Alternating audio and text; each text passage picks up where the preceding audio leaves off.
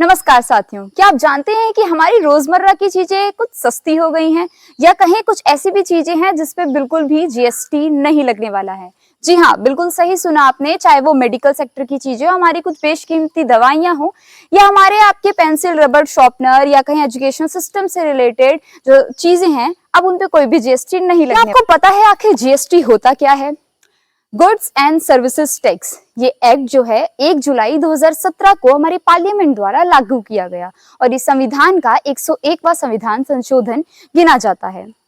तो हाल ही में गवर्नमेंट ने इस पूरे जीएसटी को रिफॉर्म करके इसे 2 स्लैब स्ट्रक्चर में कन्वर्ट किया है, जो कि पहले 4 स्लैब था, यानी कि 5, 18 और 28% के तहत जो है वस्तुओं पर जीएसटी लगाया जाता था। लेकिन अब ये केवल 5% और 18% तक सीमित कर दिया गया है। लेकिन बात की जाए आखिर गवर्नमेंट ने ऐसा किया क्यों है, तो आप अभी अमेरिका और टैरिफ विवाद तो आप सुन ही रहे होंगे। जी हाँ साथियों, वही टैरिफ विवाद जो कि भारत की वस्तुओं पर लगाया जा रहा है, जिससे भारतीयों में बहुत आक्रोश जमा हुआ है। तो इस टैरिफ के प्रभाव को आम जनता पर कम करने के लिए भारत सरकार ने जीएसटी में रिफॉर्म्स किए गए हैं। इसमें मेडिकल सेक्टर इंक्लूडेड है, इसमें एजुकेशनल सेक्टर। ये 2 ऐसे सेक्टर है जिसमें जीएसटी बिल्कुल ना के बराबर है या कहीं कोई भी जीएसटी इस पे नहीं लगाया जाएगा।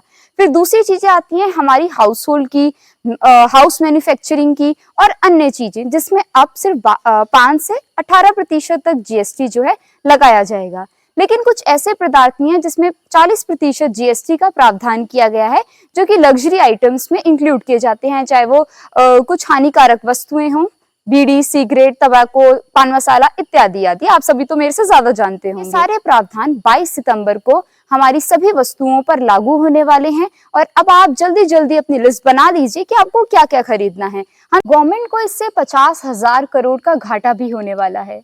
लेकिन आखिर गवर्नमेंट ने इतना बड़ा इनिशिएटिव हम सबकी सोच के लिए ही लिया है, हम सबकी अच्छे के लिए ही लिया है, जिसमें एमएसएमई और स्मॉल स्केल इंडस्ट्रीज को काफी फायदा होने वाला है।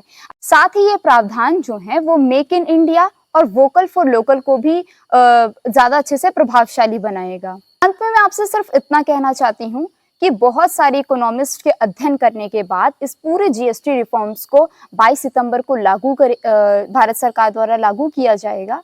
और इकोनॉमिस्ट ने और गवर्नमेंट ने जब दोनों ही इन ध्यान से इसको पढ़ा, तो ये जाना कि ये ग्रोथ ओरिजिनेटेड या फिर कहीं ग्रोथ ओरिएंटेड प्रोग्राम में शामिल है और हम सभी को इससे काफी फायदा होने वाला है। अधिक जानकारी के लिए आप लोग नीचे पीडीएफ में दी गई प्रेस इंफॉर्मेशन ब्यूरो की जो जानकारी है वो पढ़ सकते हैं। और धन्यवाद।